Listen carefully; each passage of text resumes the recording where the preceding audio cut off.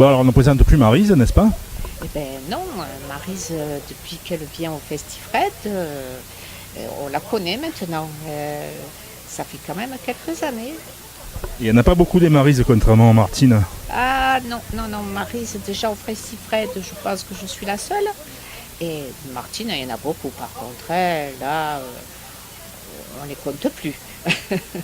Parce que donc Maryse, à ton époque, quand tu es né, c'était un prénom qui faisait un peu vieillot. Ah, très, très vieillot. C'est un prénom enfin, j'avais honte de m'appeler Maryse. Et des fois, dans une école, j'étais la seule à m'appeler Maryse. Donc, j'étais pas très à l'aise avec ce prénom. Et par contre, il y avait beaucoup de Joël, de Christine, de Sylvie, de Martine. Et j'aurais tellement aimé avoir un prénom à la mode. Mais bon, en prenant de l'âge, on s'y habitue. Puis, bon, bon. Non, mais aujourd'hui, c'est redevient à la mode, je pense. Voilà. Et puis peu de gens le savent, mais Maryse, c'est un prénom qui vient du diminutif de Marie aussi. Il vient du prénom Marie. Oui. Et donc ma fête, c'est le 15 août. Voilà. Je te connais bien de Facebook, parce que vous postez beaucoup, toi et Gérard. Moi, Alors voilà, je voulais savoir, parce qu'on ne sait jamais qui c'est qui poste, c'est moi. qui c'est le râleur complotiste? C'est moi. C'est exactement moi. Tout à fait. C'est pas fatigant de toujours râler? Non, mais enfin, oui, c'est fatigant peut-être, mais c'est pas râler. C'est essayer de dire à mes proches ce qui se passe dans la vie, ce qui se passe dans ce monde et surtout ce qui se passe en France.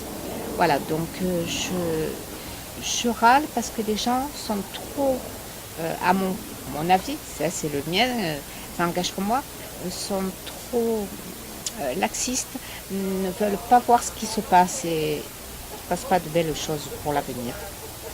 Je suis un peu pessimiste sur ce coup-là, mais pour moi c'est une évidence qu'on va un peu vers le chaos social.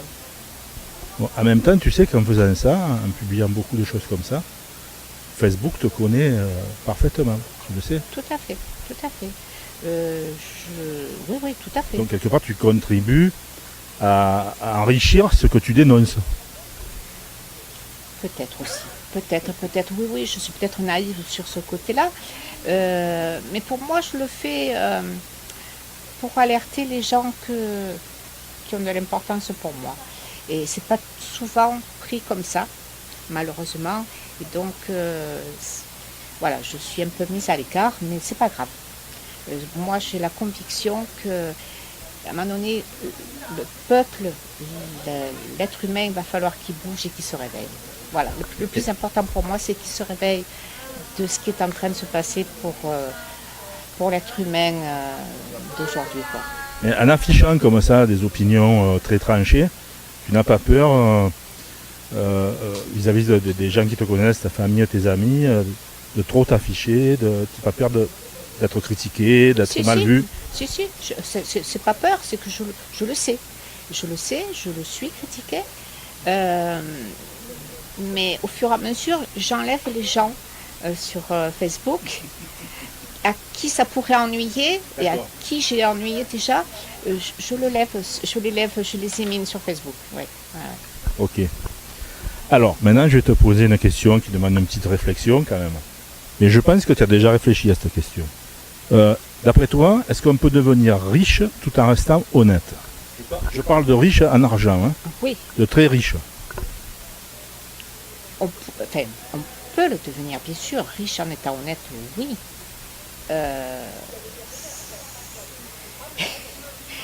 Moi, je pense que oui. Si tu es intègre, si tu es juste dans ta tête, si tu es normalement constitué, si tu n'es pas pervers avec l'argent et la richesse, bien sûr que tu peux être honnête.